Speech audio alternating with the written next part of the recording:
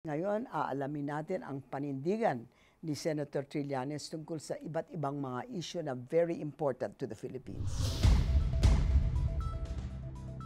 Inisip niyo ba kung paano niyo susubpuin ang problema ng kahirapan sa Pilipinas?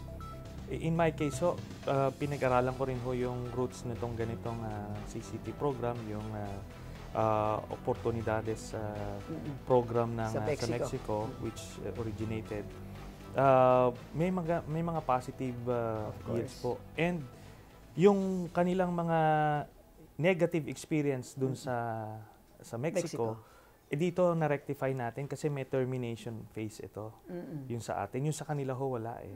Kung i-expand natin to, targeting the other sectors like ito mga magsasaka, mga mangingisda, para matulungan sila sa kanilang pang-araw-araw na buhay. You want to do that. Okay. Ano ang opinion nyo with regard to K+12? I'm for the suspension of the K-12 program.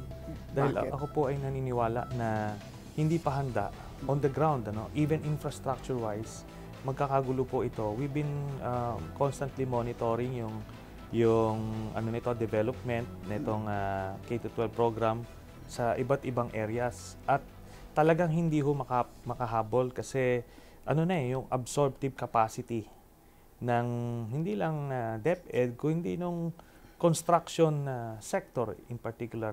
At muna, next year nang mag-uumpisa ng senior high school, paano nyo gagawin yan? Sasabihin nyo, all those who's finished grade 10 should go on to college. Pwede ho. It can be done kasi wala naman drastic revisions pa sa curriculum. And that's another thing.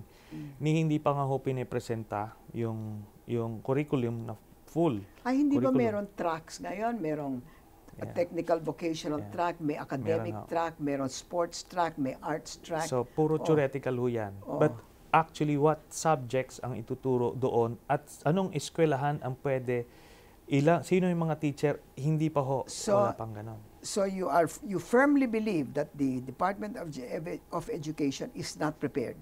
Ganun ba yun? They are not. Ano ang stand ninyo about what we should do with China? Well, ako po ay fully supportive dito sa approach ngayon ng Aquino administration, which is to pursue yung arbitration case. While at the same time, kailangan din po natin patatagin yung ating strategic alliances with ASEAN, Japan, Korea, and the United States and Australia. So, and kailangan pa rin nating i-modernize, ipagpatuloy yung modernization ng armed forces. Kayo nga ang principal author ng modernization law. Sa inyong pananaw ba, sapat na yung binigay nyo sa militar para mag-modernize? Hindi enough. Nothing will ever be enough kung ang pinag-uusapan natin China.